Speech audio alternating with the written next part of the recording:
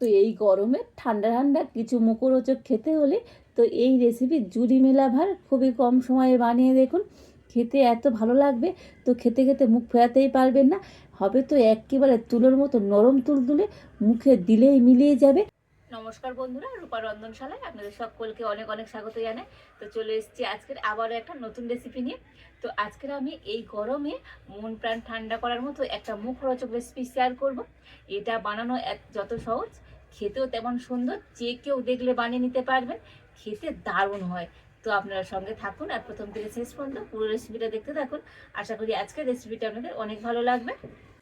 তো দেখুন, এখানে আজকে রেসিপির জন্য আমি একটা বাটি মাপ করে এখানে এক বাটি সুজি নিয়ে নিয়েছি। আর এই সুজিটা এখন আমি একটা মিক্সি জারের মধ্যে নিয়ে নেব।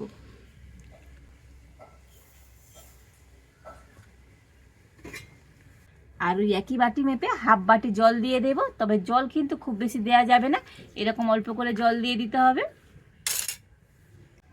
আর এবারে আমি এই সুজিটাকে মিক্সিতে কিন্তু ভালো করে পেস্ট করে নিয়ে আসব।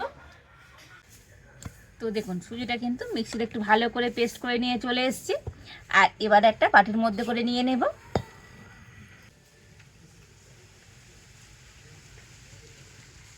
তো দেখুন, সুজিটাকে কিন্তু এইভাবে ঘন করে পেস্ট করে নিতে হবে, খুব পাতলা হলে কিন্তু হবে না।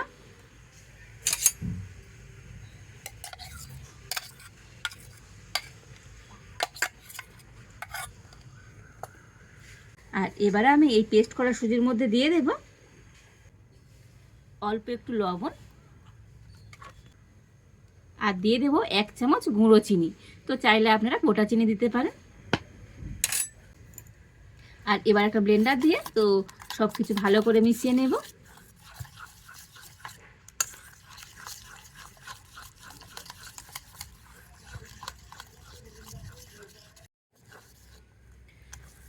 তো দেখুন, লবণ আর চিনি দিয়ে তো সুজিটাকে খুব ভালো করে মিশিয়ে নিয়েছি। আর সুজির কিন্তু এই মিশ্রণটা আঠালো হবে, দেখেই বুঝতে পারছেন। তো সুজি একদম পেস্ট করলে, মানে সুজিটাকে একেবারে মিহি করে পেস্ট করলে কিন্তু এরকম আঠালো ভাব চলে আসবে। তো দেখুন, এইভাবে আঠালো করে পেস্ট করে নিতে হবে। আর হাত দিয়ে দেখবেন সুজির কিন্তু একটু দানা দানা হাতে লাগবে না।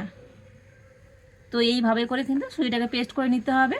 আর এবারে আমি সুজির এই পেস্টটাকে তো মোটামুটি 5 মিনিট ঢাকা দিয়ে রেখে দেব। তো সুজির ব্যাটারটা ওদিকে ঢাকা দেওয়া থাক, আর ততক্ষণে দেখুন এখানে আমি একটা বাটি মেপে এক বাটি নিয়ে নিয়েছি টক দই। আর এই টক দইটা একটা বড় বাটিতে করে নিয়ে নেব।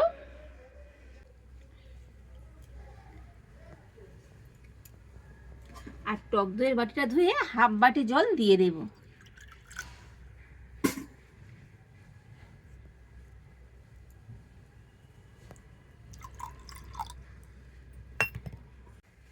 আর টক দইয়ের মধ্যে অল্প একটু লবণ দিয়ে দিচ্ছি।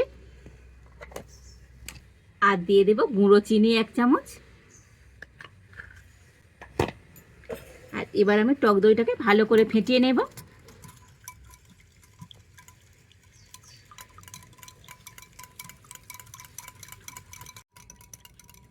তো দেখুন, টক দইটা কিন্তু 5 মিনিট ধরে একটু ভালো করে ফেটিয়ে নিয়েছি। তো দেখুন, টক দইটা খুব যেমন পাতলা নয়, আবার খুব ঘনও হবে না, ঠিক এইভাবে করে কিন্তু টক দইটাকে রেডি করতে হবে। আর এবার আমি টক দইয়ের মধ্যে দিয়ে দেব অল্প একটু ধনেপাতা কুচোনো, আর অল্প একটু পাকা লঙ্কা। তো একটু লাল লঙ্কা নিয়েছি, দেখতে ভালো লাগবে। তো টক দইয়ের মধ্যে মিশিয়ে নেব।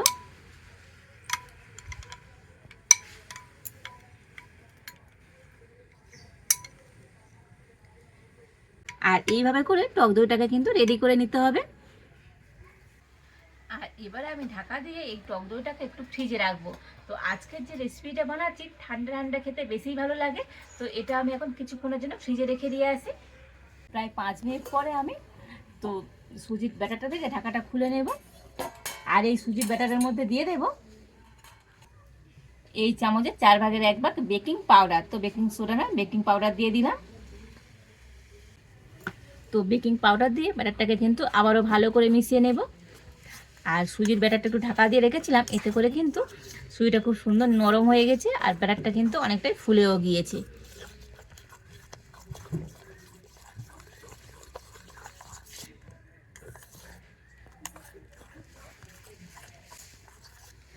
তো আজকের আমার এই সুজির ব্যাটারটা কিন্তু একেবারে রেডি।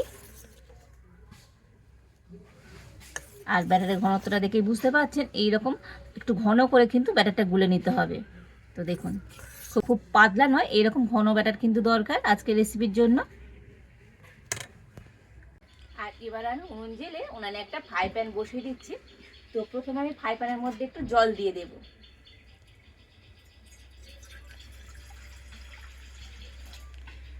তো জলটাকে গরম করে নেব। তো দেখুন, জলটাকে ভালো মতো গরম করে নিয়েছি, তবে ফোটাবার দরকার নেই, এরকম গরম হয়ে গেলেই হবে। আর এবার আমি গরম জলটা নামিয়ে নেব।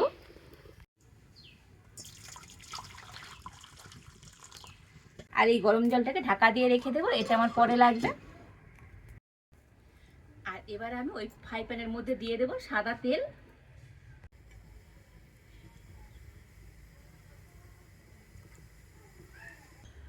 তো তেলটা গরম করে নিয়েছি, তবে তেল কিন্তু খুব বেশি গরম করলে হবে না, তো মিডিয়াম গরম করে।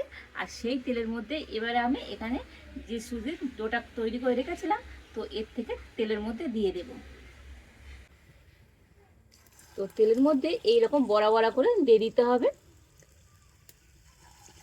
তবে আমি এরকম সাইজে তৈরি করে নিচ্ছি, তো আপনারা ছোট বড় আপনাদের পছন্দ মতো বড়াগুলো দিয়ে দিতে পারেন।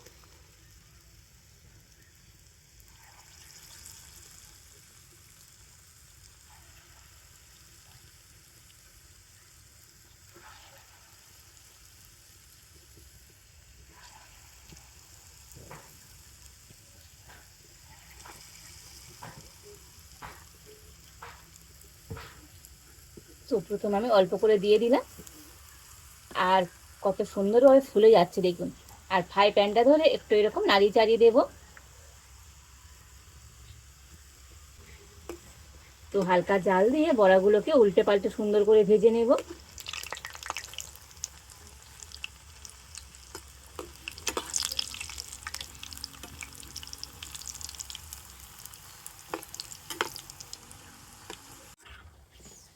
তো দেখুন, বড়াগুলোকে সুন্দর করে ভেজে নিয়েছে আর কত সুন্দর ফুলে গিয়েছে। তবে খুব বেশি লাল করে ভাজবো না, এইরকম একটু সাদা রেখেই বড়াগুলোকে ভেজে নেব। আর এবার আমি এই বড়াগুলোকে তুলে নেব। তো বড়াগুলোকে নিয়ে এখানে যে গরম জলটা করে রেখেছিলাম, তো তার মধ্যে দিয়ে দেব।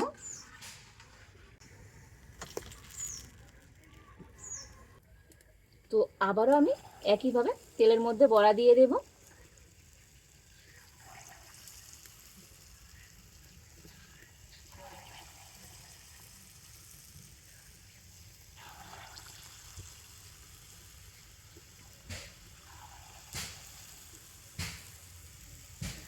আর বড়াগুলো কত সুন্দরভাবে ফুলে যাচ্ছে দেখুন।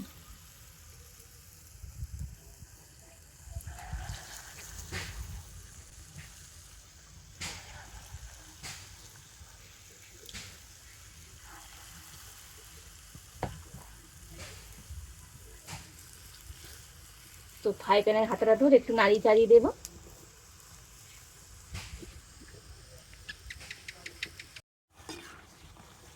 তো দেখুন, পরের বারে বড়াগুলো সুন্দর করে ভেজে নিয়েছি।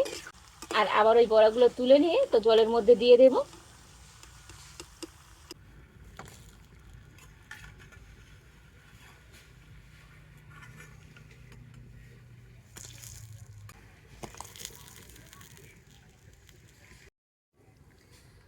আর দেখুন, প্রথমবারের যে বড়াগুলো দিয়েছিলাম, বড়াগুলো কিন্তু জলের মধ্যে ডুবে গিয়েছে, আর পরের বারের বড়াগুলো ভেসে আছে। তো যেগুলো জলের মধ্যে ডুবে গিয়েছে, তো সেগুলো জল থেকে ভালো করে এইভাবে তুলে নেব।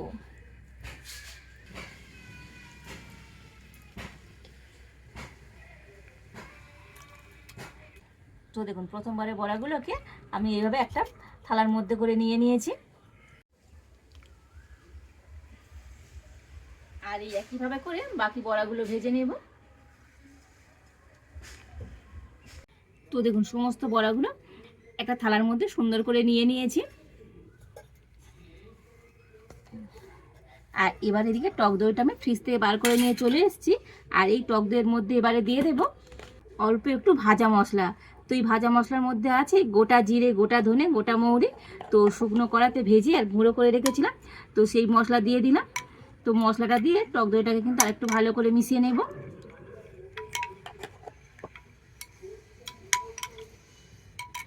আর এবার আমি এই বড়ার উপরে টক দইটা দিয়ে দেব।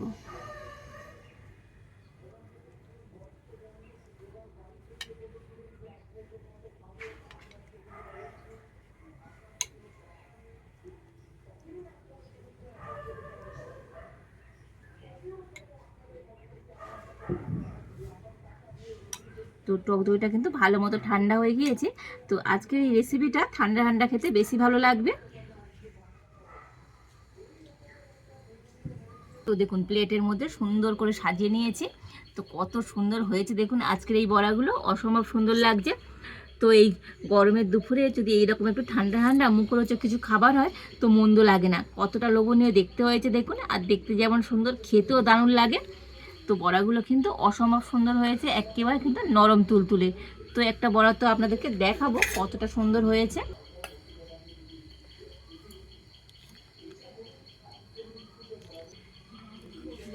দেখুন একেবারে নরম তুলতুলে, দেখে বুঝতে পারছেন কতটা লোভনীয় হয়েছে আজকের এই বড়াগুলো। মুখে দিলেই তো মিলিয়ে যাবে, অসম্ভব সুন্দর হয়েছে। তো এইভাবে একবার দই বড়া বাড়িতে বানিয়ে দেখুন, কোনো রকম ঝামেলা ছাড়াই। খেতে এত ভালো লাগবে তো খেতে খেতে মুখ ফেরাতেই পারবেন না। তো প্রত্যেকটা বড়া কতটা মজার হয়েছে দেখুন। এইভাবে বাড়িতে বানিয়ে দেখুন, বাড়ির প্রত্যেকে তো ভীষণভাবে পছন্দ করবে। আর যাকে বানিয়ে খাওয়াবেন তো প্রশংসা না করে থাকতেই পারবে না। তো বন্ধুরা আজকের আমার গরমে একটা নতুনত্ব রেসিপি আপনাদের কেমন লাগলো তো অবশ্যই কমেন্ট করে জানাবেন। ভালো লাগলে লাইক শেয়ার সাবস্ক্রাইব করবেন। আজ এই পর্যন্ত, আপনারা ভালো থাকুন, সুস্থ থাকুন। দেখা হচ্ছে নতুন কোনো একটা রেসিপি নিয়ে।